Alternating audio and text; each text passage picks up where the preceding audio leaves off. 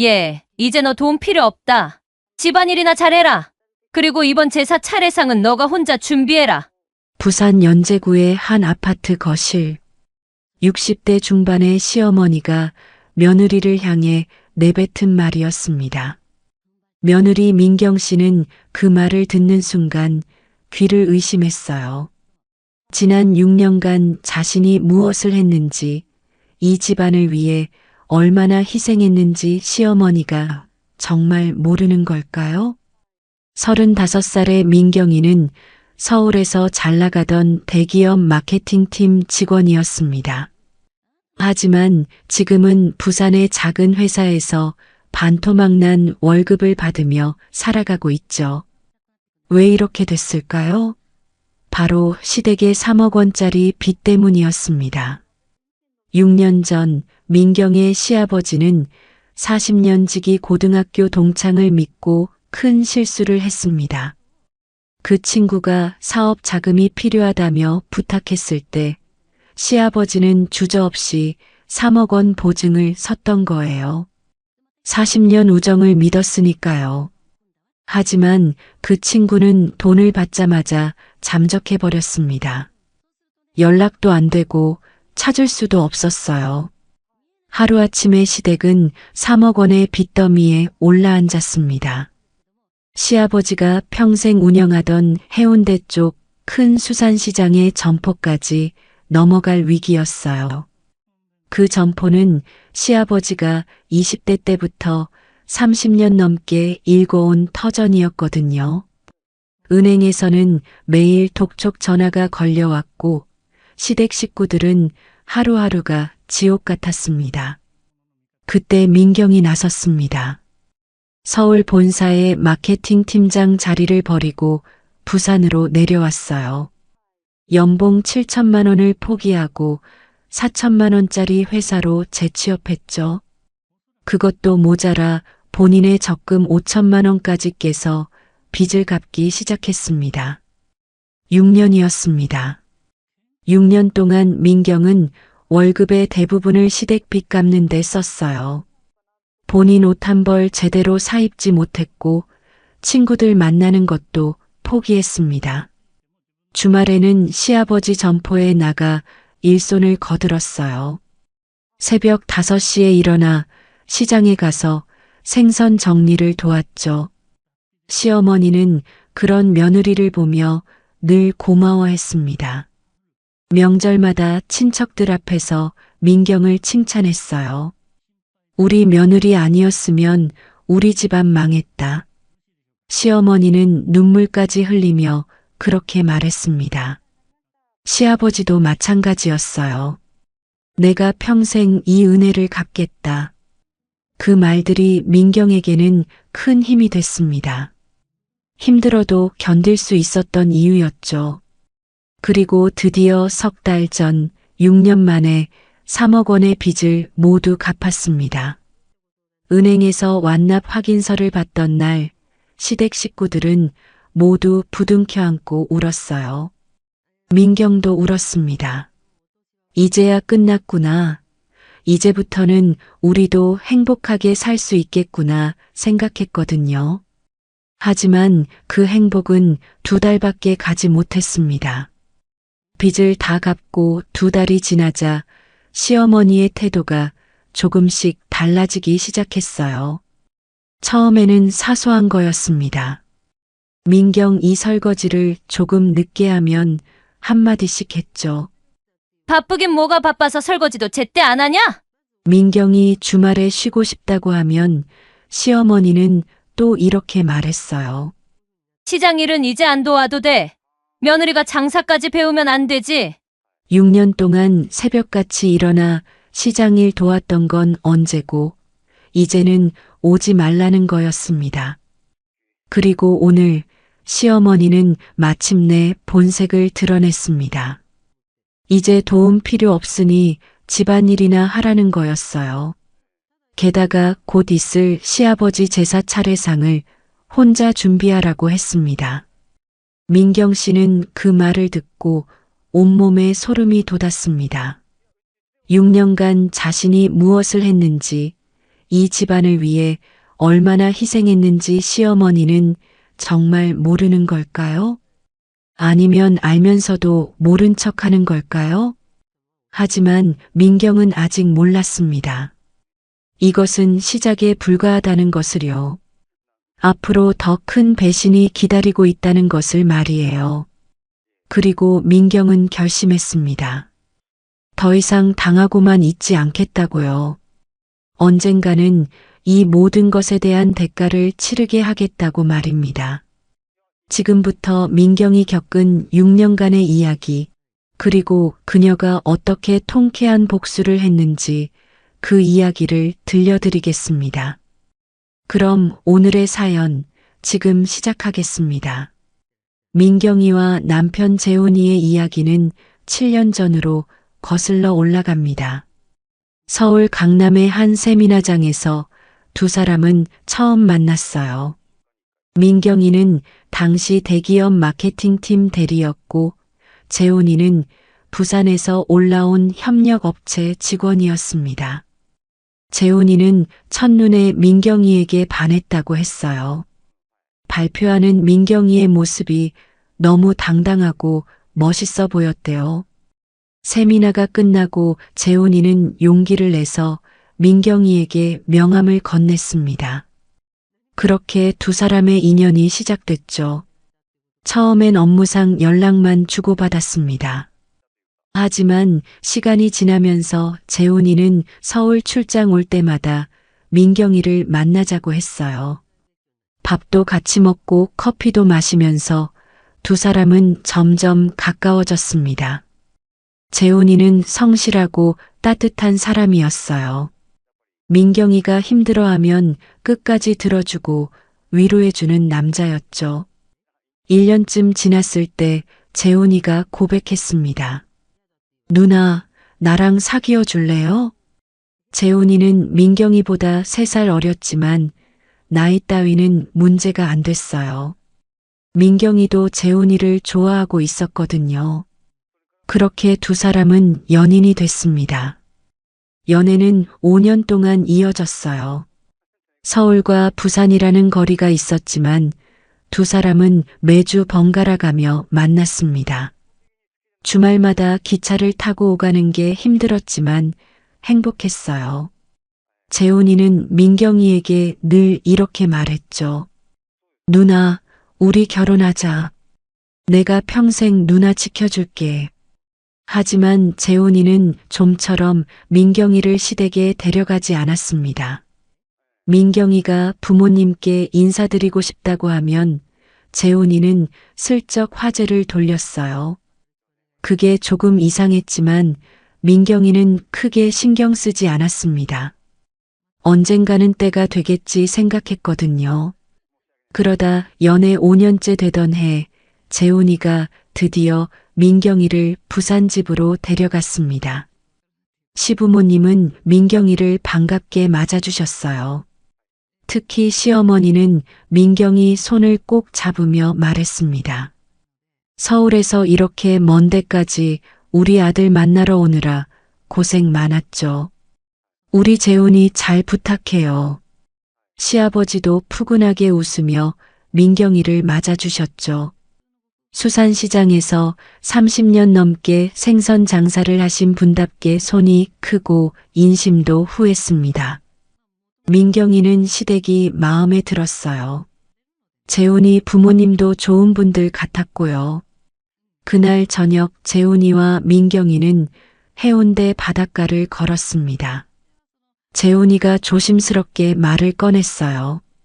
누나, 우리 이제 결혼할까? 민경이는 고개를 끄덕였습니다. 5년이나 만났으니 이제 결혼해도 되겠다 싶었거든요.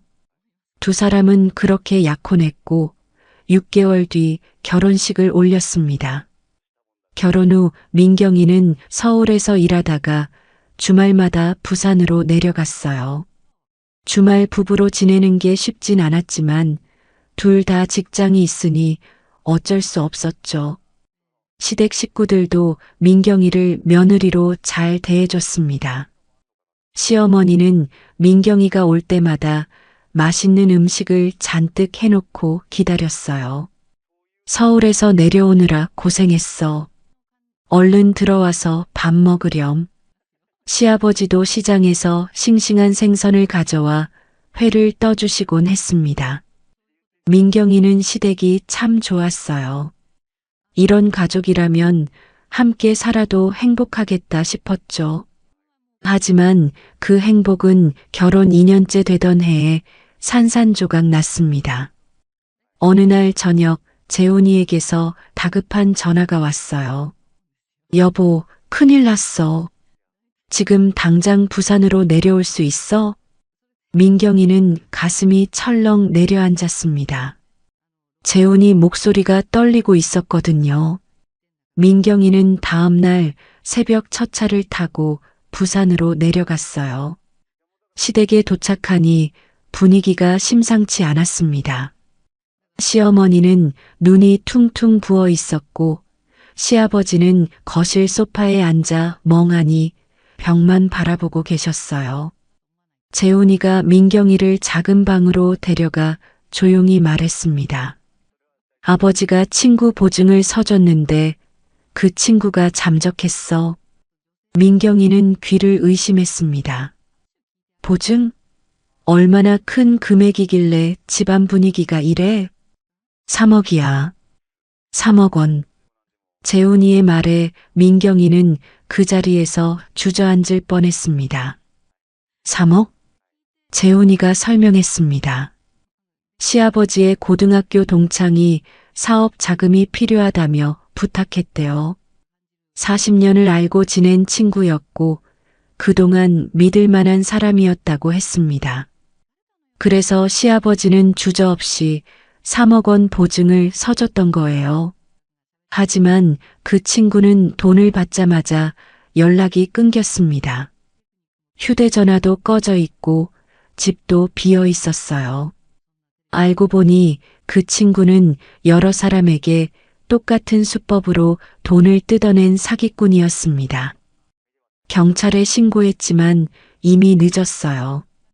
그 친구는 흔적도 없이 사라져버렸거든요. 결국 보증을 선 시아버지가 그 빚을 떠안게 됐습니다. 은행에서는 당장 돈을 갚으라며 독촉했고 갚지 못하면 시아버지 명의로 된 수산시장 점포를 경매에 넘기겠다고 했어요. 그 점포는 시아버지가 20대 때부터 30년 넘게 일궈온 생계의 터전이었습니다. 그걸 빼앗긴다는 건 인생 자체를 잃는 거나 마찬가지였죠. 민경이는 그날 밤 잠을 한숨도 못 잤습니다. 3억 원이라는 큰 빚을 어떻게 갚아야 할지, 시댁은 앞으로 어떻게 될지 걱정이 태산 같았거든요. 민경이는 그날 밤 재훈이와 오랫동안 이야기를 나눴습니다. 3억 원이라는 빚을 어떻게 갚을 것인지, 앞으로 어떻게 살아야 할지 말이에요. 재훈이는 자신의 월급으로 최선을 다해 갚아보겠다고 했지만 현실적으로 불가능했습니다. 재훈이 월급은 300만 원 정도였고 거기서 생활비를 빼면 빚 갚는데 쓸 돈이 거의 남지 않았거든요. 민경이는 그날 밤 결심했습니다.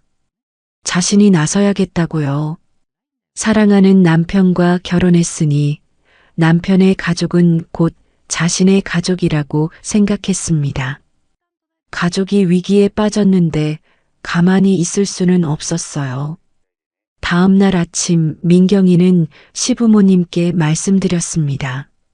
저희가 함께 갚아나가겠습니다. 걱정하지 마세요.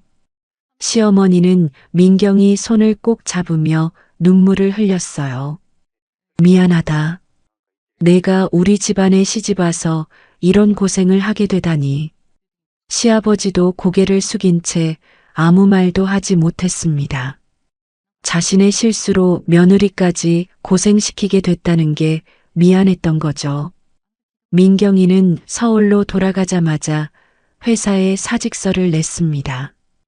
당시 민경이는 마케팅팀 대리였고 1년 안에 팀장으로 승진할 예정이었어요. 연봉은 7천만 원, 성과급까지 합치면 8천만 원이 넘었죠. 하지만 민경이는 과감히 그 자리를 버렸습니다. 부산으로 내려가야 했으니까요. 상사는 민경이를 붙잡았습니다. 지금 그만두면 정말 아까운데 승진도 앞두고 있잖아. 하지만 민경이 마음은 이미 정해져 있었어요. 회사 동료들도 만류했지만 소용없었습니다. 민경이는 10년 동안 다니던 회사를 떠났고 부산으로 내려갔습니다. 부산에서 재취업하는 건 쉽지 않았습니다. 서울만큼 큰 회사도 적었고 민경이 경력을 인정해 주는 곳도 많지 않았어요. 2달 동안 이력서를 넣고 면접을 봤지만 번번이 떨어졌습니다. 그러다 겨우 한 중소기업에 취직했어요. 연봉은 4천만 원, 서울에서 받던 돈의 절반밖에 안 됐죠. 민경이는 그것도 감사하다고 생각했습니다. 일단 월급을 받을 수 있으니까요. 민경이는 입사하자마자 매달 250만 원씩 빚을 갚기 시작했습니다. 본인 월급에서 생활비를 최소한만 쓰고 나머지는 전부 빚 갚는 데 썼어요. 그것만으로는 부족했습니다. 민경이는 본인이 10년 동안 모아둔 적금도 깼어요. 5천만 원이었습니다. 원래는 집 마련 자금으로 모아둔 돈이었지만 지금은 그럴 여유가 없었죠. 민경이는 그 돈을 전부 빚 갚는 데 보탰습니다. 재훈이도 최선을 다했습니다. 본인 월급에서 200만 원씩 보탰고 주말에는 아르바이트까지 했어요. 시아버지도 시장 일을 더 열심히 하며 조금씩 돈을 모았습니다. 온 가족이 힘을 합쳐 빚을 갚아나가기 시작했죠. 하지만 가장 큰 몫은 역시 민경이가 했습니다. 민경이는 주중에는 회사에서 일하고 주말에는 시아버지 수산시장 점포에 나가 일손을 도왔어요. 새벽 5시에 일어나 시장으로 가서 생선 정리를 했습니다. 처음에는 생선 비린내에 적응이 안 됐어요. 민경이는 서울에서 사무실 일만 하던 사람이었거든요. 차가운 얼음물에 손을 담그고 생선을 손질하는 게 쉽지 않았습니다. 손에 비늘이 박히고 칼에 베이기도 했어요. 시아버지는 그런 민경이를 보며 늘 미안해했습니다. 며느리한테 이런 일까지 시키다니. 내가 정말 죄인이네. 하지만 민경이는 괜찮다고 했습니다. 가족을 위한 일인데 뭐가 힘들겠냐고 오히려 도움이 돼서 기쁘다고 말했죠. 시아버지는 그런 며느리가 고맙고도 미안했습니다. 시어머니는 민경이를 더욱 아꼈어요. 일하고 돌아온 민경이를 위해 항상 따뜻한 밥상을 차려놓았습니다. 민경이 방에는 수건과 옷가지를 깨끗하게 정리해 놨고요. 명절 때마다 친척들 앞에서 민경이를 자랑했습니다.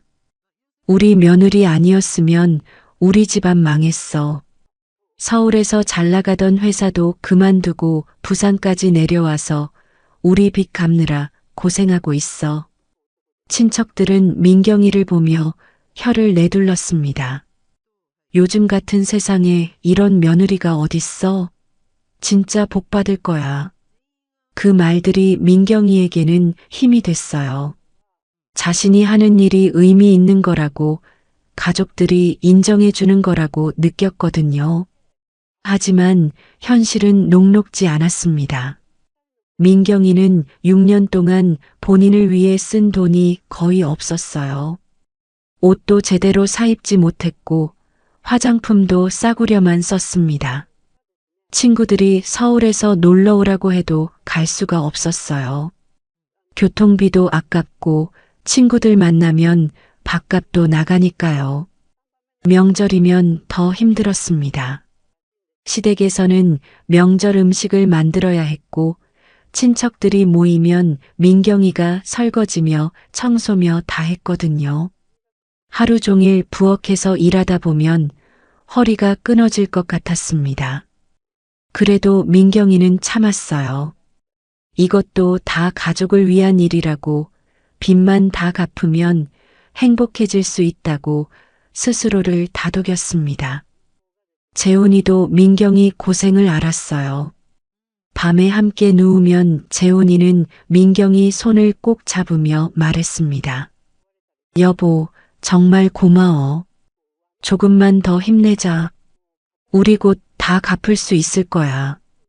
그 말이 민경이에게는 큰 위로가 됐습니다. 남편이 자신의 희생을 알아준다는 것만으로도 버틸 수 있었거든요.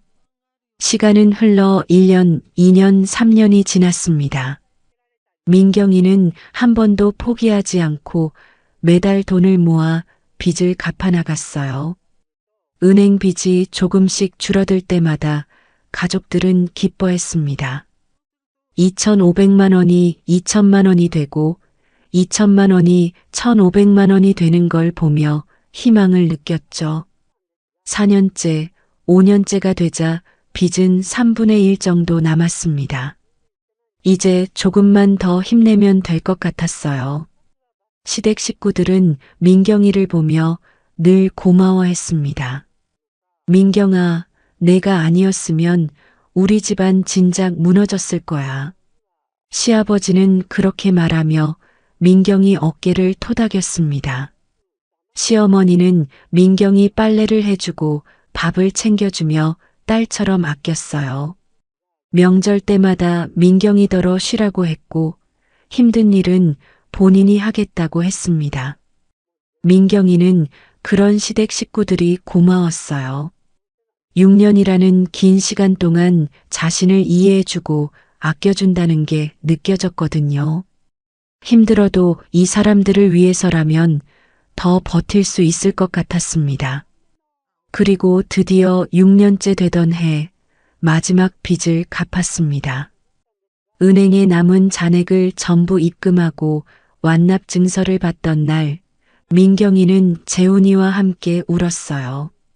6년이라는 긴 터널이 드디어 끝난 거였습니다. 그날 저녁 시댁 가족들은 모두 모여 작은 파티를 열었습니다. 비싼 음식은 아니었지만 오랜만에 온 가족이 웃으며 밥을 먹었어요. 시어머니는 민경이 손을 꼭 잡으며 말했습니다.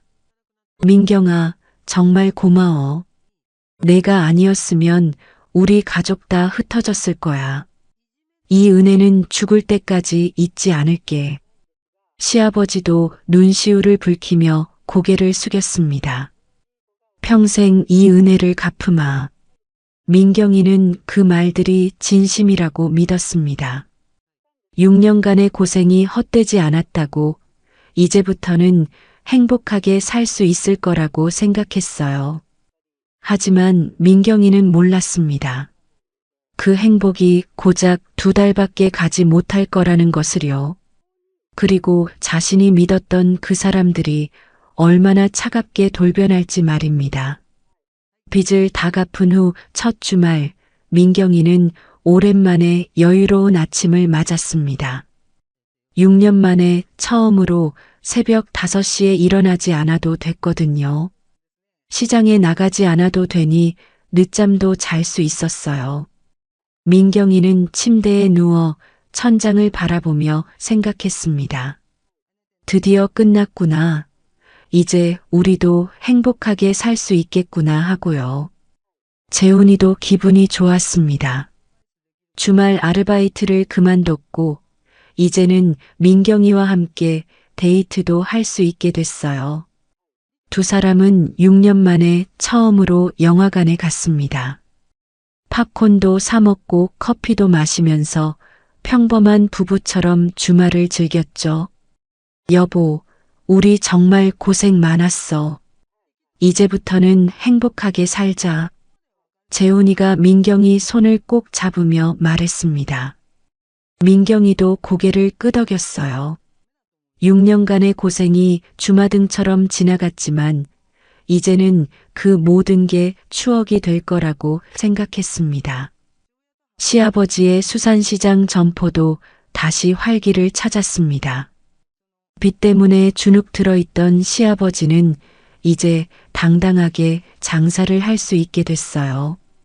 단골 손님들에게도 웃는 얼굴로 인사하고 덤도 넉넉하게 얹어줬습니다. 사장님, 요즘 표정이 좋아 보이네요? 단골 손님이 물으니 시아버지는 환하게 웃으며 대답했습니다. 예, 덕분에 잘 지냅니다. 우리 며느리가 고생해서 빚도 다 갚았어요. 손님들은 민경이 이야기를 들으며 감탄했습니다. 요즘 세상에 그런 며느리가 어디 있냐며 혀를 내둘렀죠. 시아버지는 그런 며느리가 자랑스러웠습니다. 시어머니도 민경이를 더욱 아꼈어요.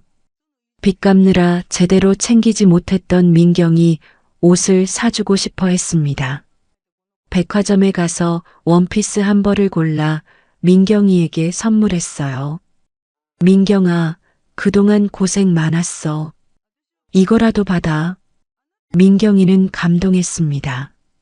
시어머니가 자신을 이렇게까지 생각해 준다는 게 고마웠거든요.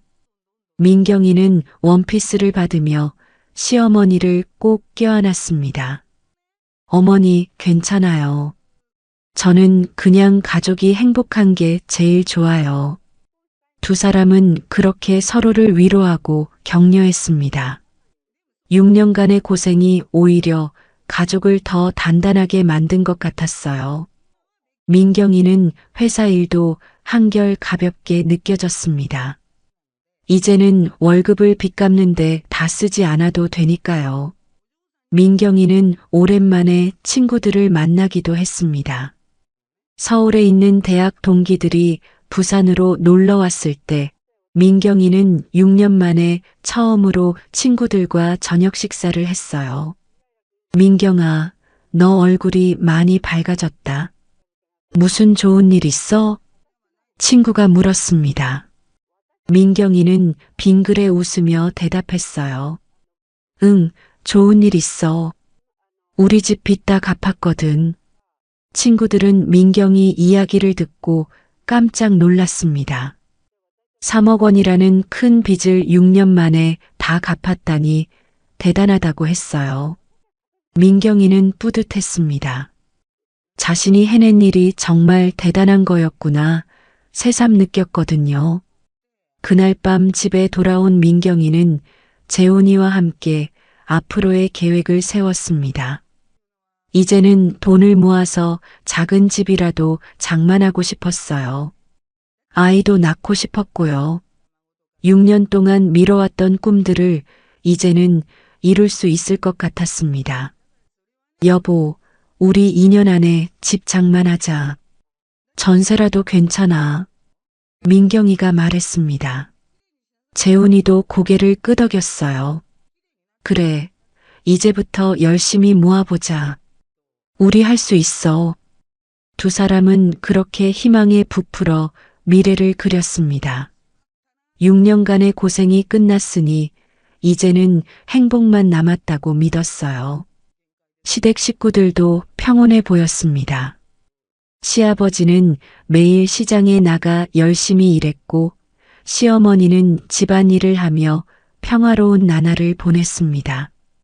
저녁이면 온 가족이 모여 밥을 먹고 텔레비전을 보며 웃었어요. 민경이는 그 모습을 보며 흐뭇했습니다. 자신이 6년 동안 고생한 보람이 있구나. 가족이 이렇게 행복해 보이니 뿌듯하다고 생각했죠. 하지만 그 평화는 오래가지 못했습니다. 빚을 갚고 한 달쯤 지났을 때부터 시어머니의 태도가 조금씩 달라지기 시작했거든요. 처음에는 아주 사소한 거였습니다. 민경이가 설거지를 저녁 9시가 넘어서 하면 시어머니가 한마디 했어요. 요즘 좀 게을러진 거 아니야? 민경이는 깜짝 놀랐습니다. 회사에서 야근하고 돌아온 거였는데 게으르다니요. 하지만 민경이는 그러려니 했어요. 시어머니도 나이가 있으시니 조금 까다로워질 수 있다고 생각했죠. 그 다음 주에는 민경이가 빨래를 주말에 몰아서 하자 시어머니가 또 한마디 했습니다. 빨래는 매일매일 해야지. 왜 이렇게 쌓아놔? 민경이는 주중에는 회사 일이 바빠서 주말에 몰아서 한다고 설명했어요. 하지만 시어머니는 시큰둥한 표정으로 고개만 끄덕였습니다. 민경이는 조금 이상하다고 느꼈지만 크게 신경 쓰지 않았어요. 시어머니도 6년 동안 스트레스가 많았을 테니까요. 이제 빚도 갚았으니 조금씩 예민해질 수도 있다고 생각했습니다. 그런데 한 달 반쯤 지났을 때 시어머니가 민경이에게 말했습니다. 민경아, 이제 시장 일은 안 나와도 돼. 우리끼리 하면 되니까. 민경이는 어리둥절했습니다. 6년 동안 매주 나가서 도와주던 일인데 갑자기 오지 말라니요. 재훈이에게 물어보니 재훈이는 괜찮다고 했어요. 엄마가 이제 며느리한테 고생시키기 싫으신가 봐. 좋은 뜻이니까 너무 신경 쓰지 마. 민경이는 그렇게 생각하기로 했습니다. 시어머니가 자신을 배려해 주는 거라고요. 하지만 마음 한구석이 조금 불편했어요. 뭔가 공기가 예전 같지 않다는 느낌이 들었거든요. 그리고 2달째가 됐을 때 시어머니는 민경이에게 결정적인 한마디를 던졌습니다. 예, 이제 너 돈 필요 없다. 집안일이나 잘해라. 민경이는 그 말을 듣고 가슴이 철렁 내려앉았습니다.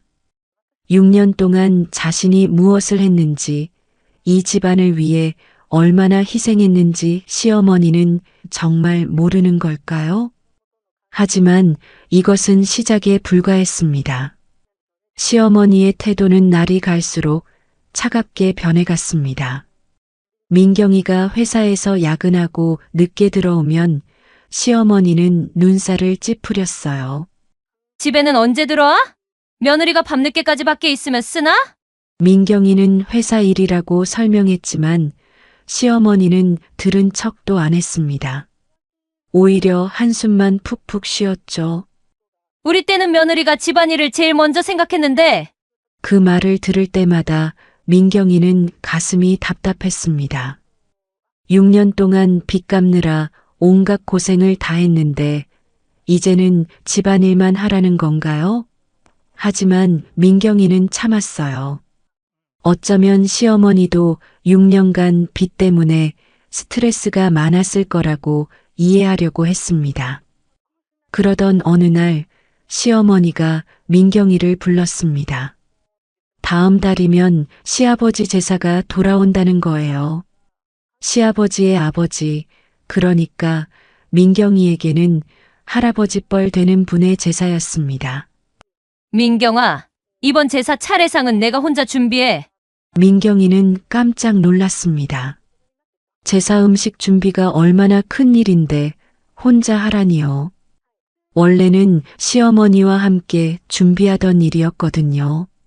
어머니, 제가 혼자요? 양이 많은데 같이 하시죠. 민경이가 조심스럽게 물었습니다. 하지만 시어머니는 단호하게 말했어요. 며느리면 당연히 해야지. 내가 이제 나이도 있고 힘들어서 못하겠어. 내가 다 알아서 해. 민경이는 할 말을 잃었습니다. 시어머니가 나이가 있다고 하지만 65살이면 그렇게 힘들 나이도 아니었거든요. 게다가 6년 동안은 시어머니가 다 준비하셨잖아요. 그때는 힘들지 않으셨나요? 민경이는 재훈이에게 이 이야기를 했습니다. 재훈이는 그냥 하라고 했어요. 엄마가 이제 힘드시나 봐. 우리가 좀 해드리자. 민경이는 답답했습니다.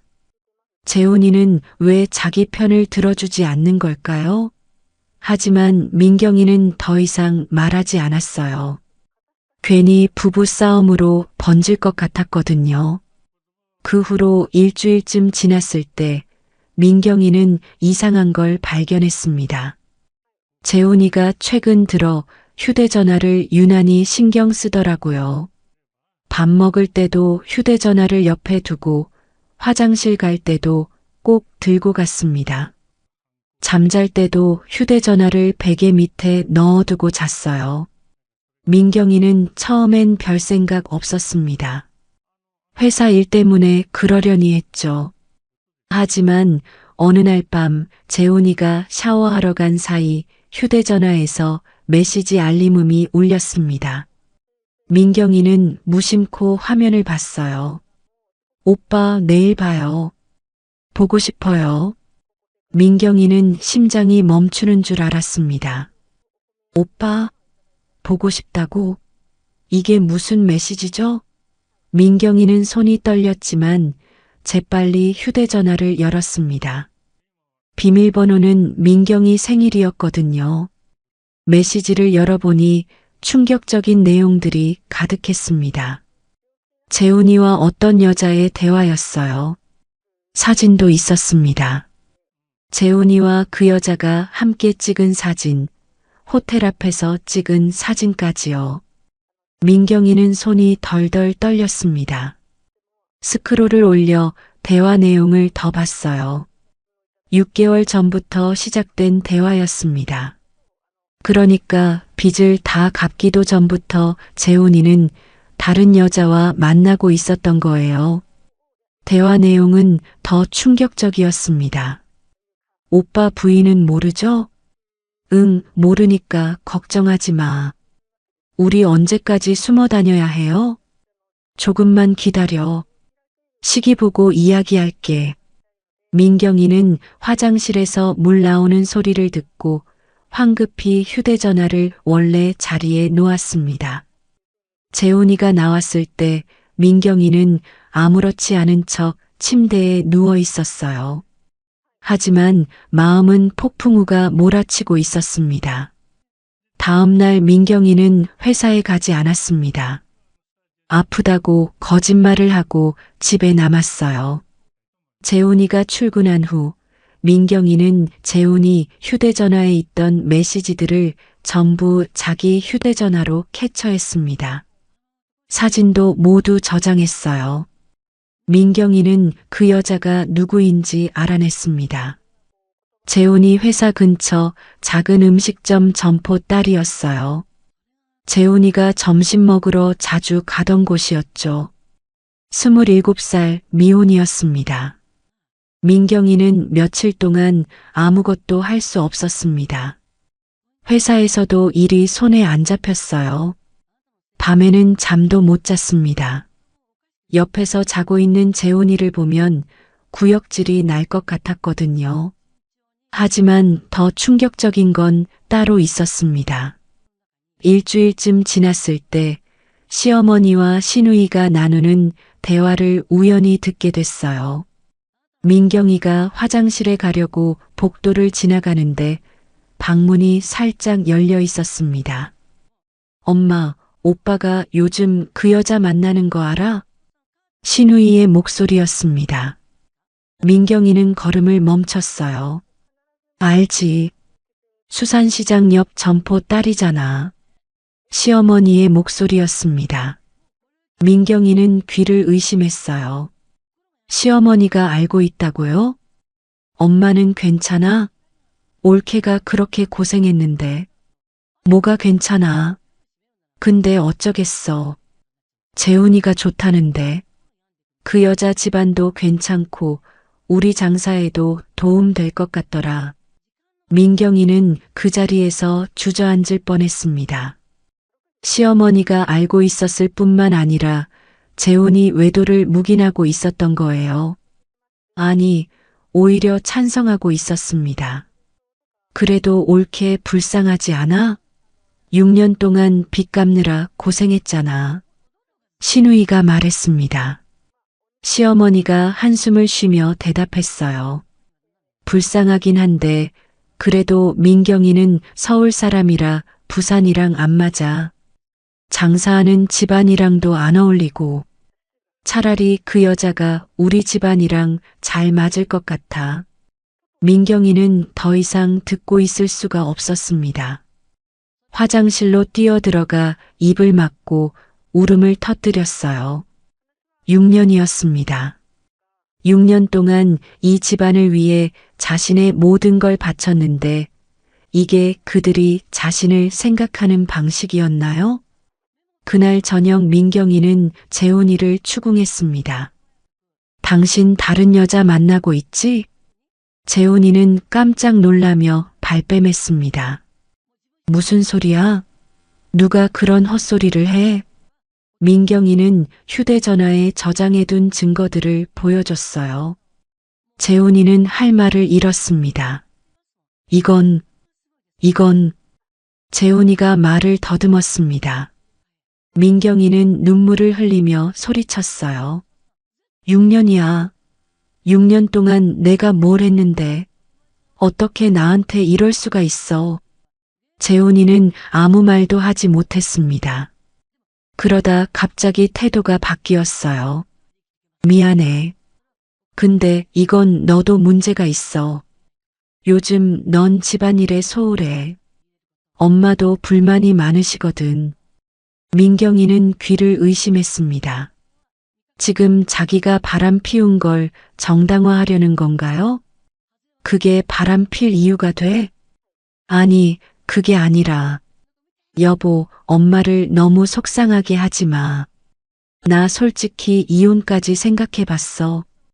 재훈이의 마지막 말에 민경이는 온몸이 얼어붙었습니다.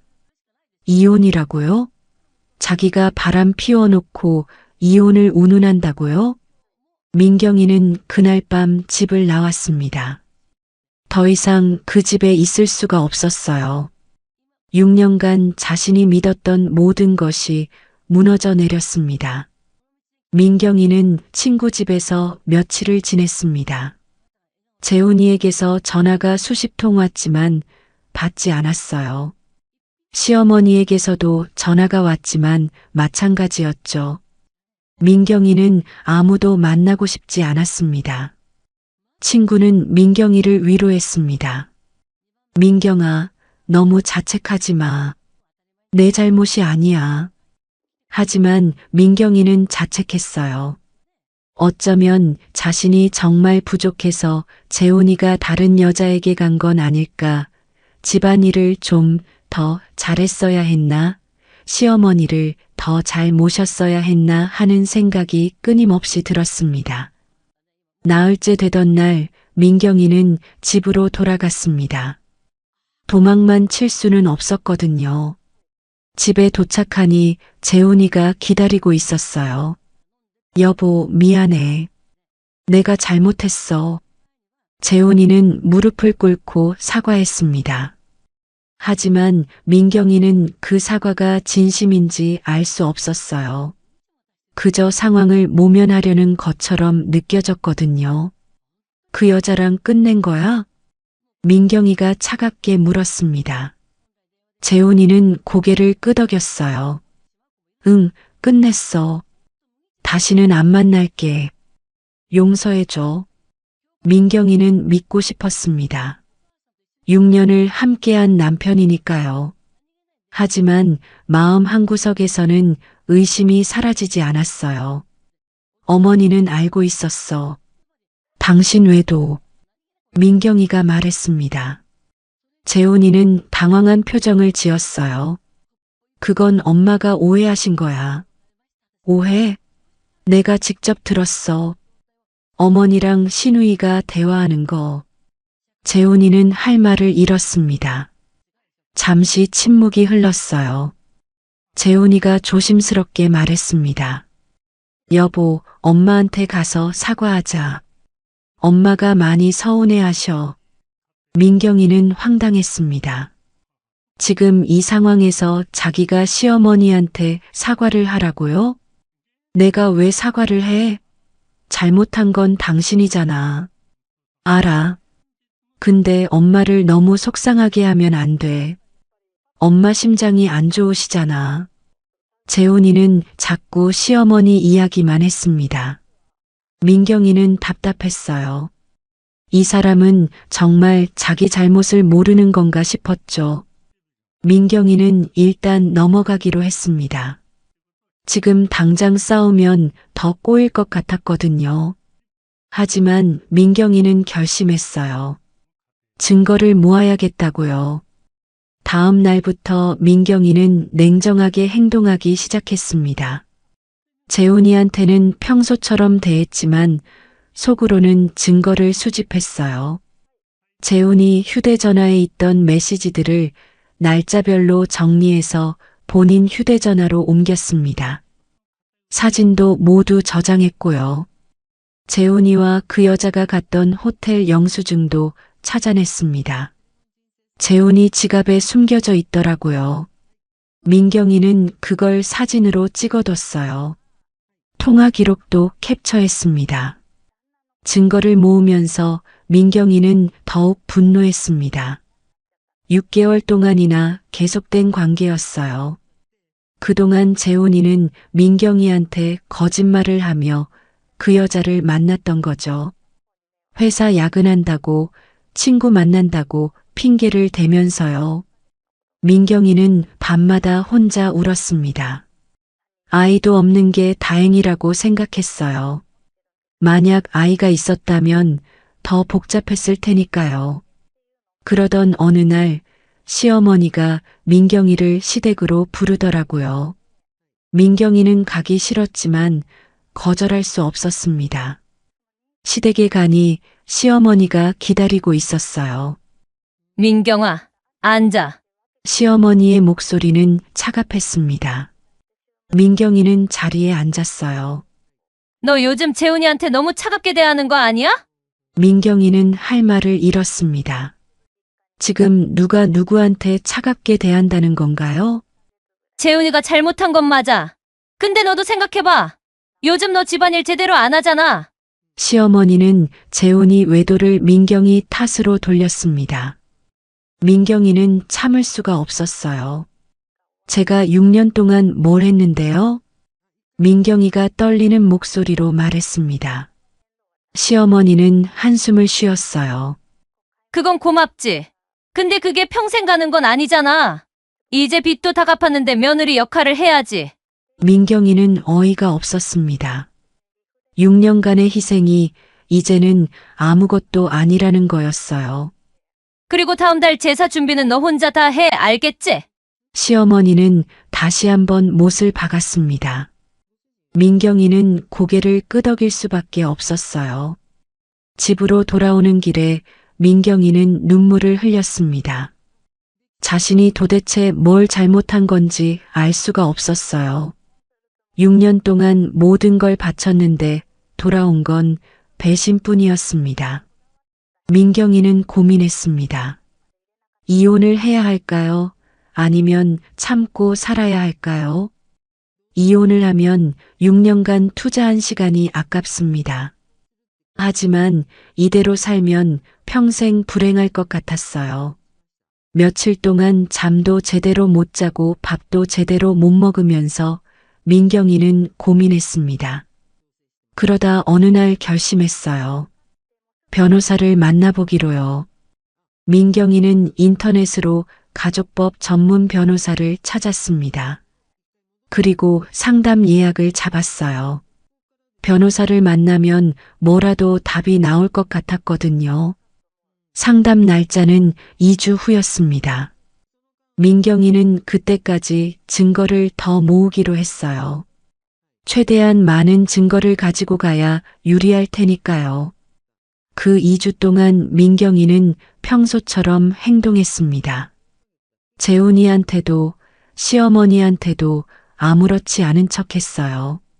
하지만 속으로는 복수를 계획하고 있었습니다. 민경이는 알았어요. 이 사람들한테 당하고만 있으면 안 된다는 것을요. 6년간의 희생이 헛되지 않게 하려면 제대로 대응해야 한다는 것을 말입니다. 그리고 민경이는 다짐했습니다. 곧 있을 제사 때 모든 걸 끝내겠다고요. 그들이 원하는 며느리 역할 제대로 보여주겠다고 말입니다. 2주 후 민경이는 변호사 사무실을 찾았습니다. 조용한 상담실에서 변호사는 민경이가 가져온 증거들을 꼼꼼히 살폈어요. 메시지 캡처, 사진, 통화 기록, 호텔 영수증까지 모든 것을 확인했습니다. 증거가 충분하네요. 이혼 사유로 인정받을 수 있습니다. 변호사가 말했습니다. 민경이는 고개를 끄덕였어요. 위자료는 얼마나 받을 수 있을까요? 배우자 외도의 경우 보통 3천만 원에서 5천만 원 정도입니다. 상간녀한테도 위자료 청구가 가능하고요. 변호사는 설명을 이어갔습니다. 그리고 민경이가 6년간 빚을 갚은 것도 재산 분할에서 고려될 수 있다고 했어요. 혼인 중 배우자 빚을 대신 갚았다면 그 부분도 청구할 수 있습니다. 정확한 금액을 계산해 보시죠. 민경이는 집으로 돌아와 계산기를 두드렸습니다. 6년 동안 민경이가 빚 갚는 데 쓴 돈은 대략 2억 8천만 원 정도였어요. 월급의 대부분과 적금 5천만 원까지 합친 금액이었죠. 민경이는 모든 증거를 정리했습니다. 통장 거래 내역도 뽑았어요. 자신이 얼마나 많은 돈을 시댁 빚 갚는 데 썼는지 날짜별로 정리했습니다. 그리고 제사 날이 다가왔습니다. 시아버지의 아버지, 그러니까 할아버지 제사였어요. 시댁에서는 친척들이 모두 모이는 큰 행사였습니다. 보통 20명 정도가 모였죠. 제사 사흘 전 시어머니가 전화했습니다. 민경아, 제사 음식 준비 다 알지? 내가 혼자 다 해야 한다. 네, 알고 있어요. 민경이는 차분하게 대답했습니다. 시어머니는 만족한 듯 전화를 끊었어요. 민경이는 이틀 동안 제사 음식을 준비했습니다. 저는 20가지, 나물은 10가지, 탕은 3가지, 그 외에도 적, 산적, 과일, 떡까지.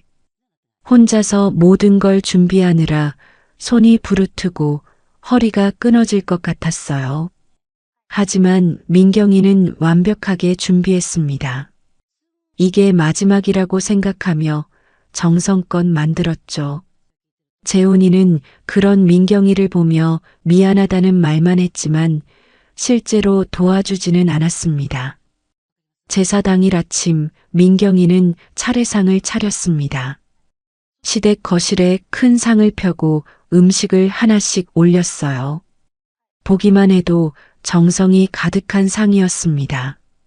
오후 5시쯤 친척들이 하나둘 모이기 시작했습니다. 큰아버지 내외, 작은아버지 내외, 고모들, 사촌들까지 거실이 사람들로 가득 찼어요. 시어머니는 친척들에게 민경이를 소개했습니다. 우리 며느리가 이번에 혼자 다 준비했어요. 친척들은 민경이를 칭찬했습니다. 아이고, 며느리 정성이 대단하네. 요즘 같은 세상에 보기 드물어. 민경이는 그저 웃기만 했습니다. 속으로는 다른 생각을 하고 있었거든요. 오후 6시 제사를 지낼 시간이 됐습니다. 시아버지가 제주가 되어 상 앞에 섰고 재훈이와 남자 친척들이 그 뒤에 섰어요. 여자들은 뒤편에 모여 앉았습니다. 시아버지가 향을 피우려는 순간 민경이가 일어났습니다. 그리고 천천히 차례상 앞으로 걸어갔어요. 민경아, 뭐 하는 거야? 시어머니가 당황해서 물었습니다.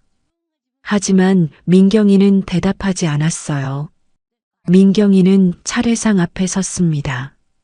그리고 두 손으로 상 가장자리를 잡았어요. 친척들이 수군거리기 시작했습니다. 뭐 하는 거야? 그 순간 민경이는 있는 힘을 다해 상을 들어 올렸습니다. 그리고 그대로 바닥에 쏟아부었어요. 쿵, 와르르르. 접시들이 깨지는 소리, 음식이 바닥에 흩어지는 소리가 거실 가득 울렸습니다. 모두가 얼어붙었어요. 아무도 움직이지 못했습니다. 민경이는 차갑게 말했습니다. 제가 6년 동안 벌어서 빚 갚은 돈, 이 차례상처럼 헛됐습니다. 시어머니가 비명을 질렀습니다. 너 미쳤어? 지금 뭐 하는 거야? 하지만 민경이는 아랑곳하지 않았어요. 가방에서 서류 뭉치를 꺼냈습니다. 빚 갚은 통장 거래 내역이었어요. 여기 다 있습니다. 제가 6년 동안 빚 갚는데 얼마를 썼는지 2억 8천만 원입니다. 민경이는 그 서류를 바닥에 던졌습니다. 친척들이 웅성거리기 시작했어요. 2억 8천이라고? 며느리가 그렇게 많이 갚았어? 민경이는 다시 가방을 뒤졌습니다. 이번엔 사진들을 꺼냈어요. 재훈이와 그 여자가 함께 찍은 사진, 호텔 앞에서 찍은 사진들이었습니다. 그리고 이거 보세요, 여러분. 제 남편이 6개월 동안 바람 피운 증거입니다. 민경이는 사진들을 바닥에 뿌렸습니다. 친척들이 사진을 보고 소리를 질렀어요. 세상에, 이게 무슨 일이야? 재훈이는 얼굴이 새하얗게 질렸습니다. 그 여자와 함께 찍은 사진이 친척들 앞에 다 공개된 거예요. 여보, 이게... 재훈이가 말을 더듬었지만 민경이는 차갑게 말했습니다. 입 다물어. 당신 변명 듣고 싶지 않아. 민경이는 시어머니를 똑바로 쳐다봤습니다. 어머니는 아들 외도 알고도 저만 나쁜 사람 만드셨죠? 집안일 안 한다고, 며느리 역할 안 한다고 저를 몰아세웠잖아요. 시어머니는 입을 벙긋거렸지만 아무 말도 나오지 않았습니다. 친척들의 시선이 모두 시어머니한테 쏠렸어요. 그것도 알고 있었다고? 아니, 이게 무슨... 친척들의 비난이 쏟아지기 시작했습니다. 시어머니는 어쩔 줄 몰라 했어요. 민경이는 마지막으로 말했습니다. 저는 이제 이 집안과 아무 관계도 없습니다. 이혼할 겁니다. 그리고 제가 갚은 돈 전부 돌려받을 겁니다. 위자료도 받고 상간녀 소송도 진행할 거예요. 민경이는 가방을 들었습니다. 참, 이 차례상이 제가 이 집안을 위해 준비한 마지막 식사입니다. 맛있게 드세요. 바닥에 널린 거지만요. 민경이는 그렇게 말하고 현관문을 향해 걸어갔습니다. 뒤에서 시어머니가 소리쳤어요. 당장 돌아! 이게 무슨 짓이야? 하지만 민경이는 돌아보지 않았습니다. 현관문을 열고 나가며 마지막으로 한마디 했어요. 6년간 고생했습니다. 이제 다시는 안 볼 겁니다. 문을 닫는 순간 민경이는 눈물이 쏟아졌습니다. 하지만 후회는 없었어요. 오히려 속이 시원했습니다. 6년간 쌓였던 모든 것을 쏟아낸 기분이었거든요. 민경이는 그렇게 시댁을 떠났습니다. 다시는 돌아보지 않기로 마음먹으면서요. 그날 이후 민경이는 다시 시댁에 가지 않았습니다. 변호사를 통해 이혼 소송을 진행했어요. 재훈이는 처음에는 이혼하기 싫다고 버텼지만 증거가 명확했습니다. 법원은 재훈이의 외도를 이혼 사유로 인정했어요. 재산 분할 과정에서 민경이가 6년간 갚은 빚도 다뤄졌습니다. 변호사는 민경이가 갚은 2억 8천만 원 중 절반인 1억 4천만 원을 청구했어요. 부부가 함께 진 빚이니 절반은 민경이 몫이라는 논리였죠. 법원은 민경이 손을 들어줬습니다. 외도에 대한 위자료로는 5천만 원이 나왔습니다. 상간녀 소송에서도 2천만 원을 받아냈고요. 결국 민경이는 총 2억 1천만 원을 받았습니다. 재훈이와 시댁은 다시 빚더미에 올라앉았습니다. 6년 만에 겨우 갚았던 빚이 다시 생긴 거예요. 시아버지는 또다시 은행에서 대출을 받아야 했습니다. 수산시장 점포를 담보로 잡혔죠. 시어머니는 민경이에게 여러 번 연락했습니다. 용서해달라고, 다시 한번 기회를 달라고 울면서 빌었어요. 하지만 민경이는 단호했습니다.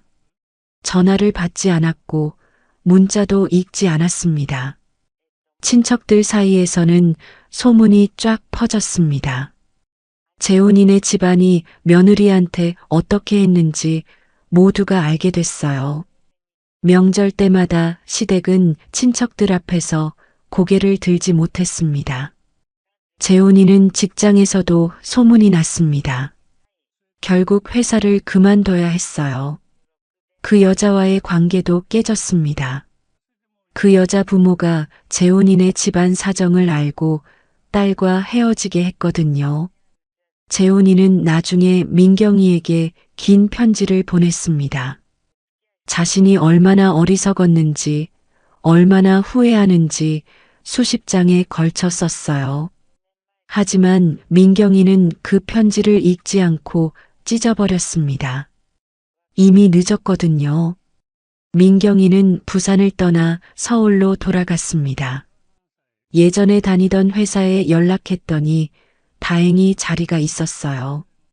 팀장 자리는 아니었지만 대리로 복직할 수 있었습니다. 민경 씨, 오랜만이에요. 다시 함께 일하게 돼서 반갑습니다. 상사가 반갑게 맞아줬습니다. 동료들도 민경이를 환영했어요. 6년 만에 돌아온 서울은 여전히 바쁘고 복잡했지만 민경이는 그게 좋았습니다. 민경이는 받은 돈으로 작은 원룸을 계약했습니다.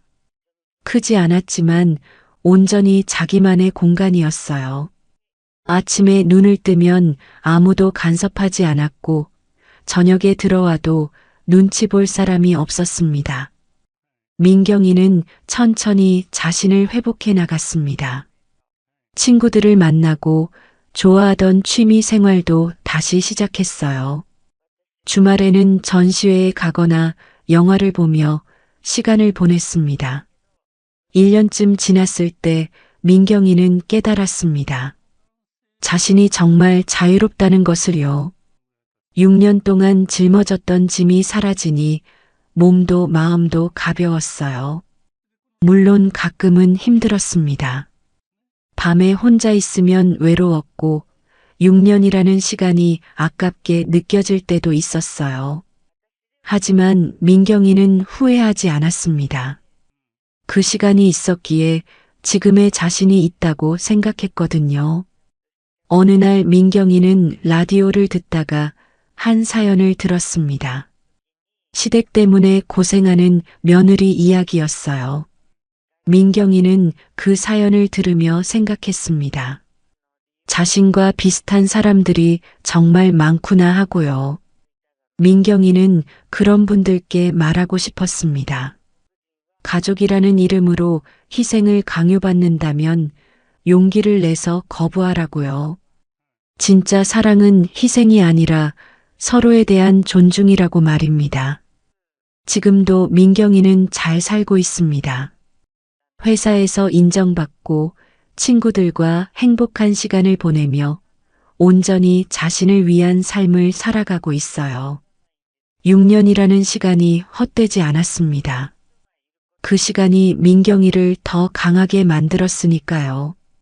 이제 민경이는 누구도 함부로 대할 수 없는 사람이 됐습니다. 이 이야기를 듣고 계신 여러분, 혹시 비슷한 상황에 계신가요? 가족을 위해 자신을 희생하고 계신가요? 그렇다면 꼭 기억하세요. 여러분의 인생도 소중하다는 것을요.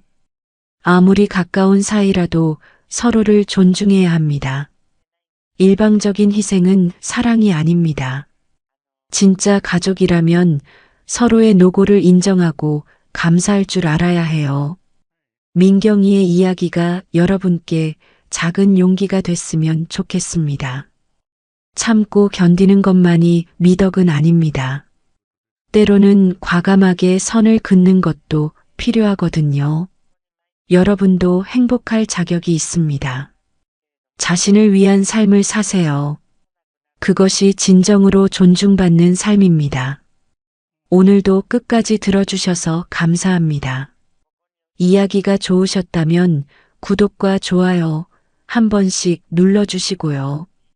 댓글로 따뜻한 응원도 남겨주세요. 여러분께도 좋은 동행이 함께하길 바랍니다.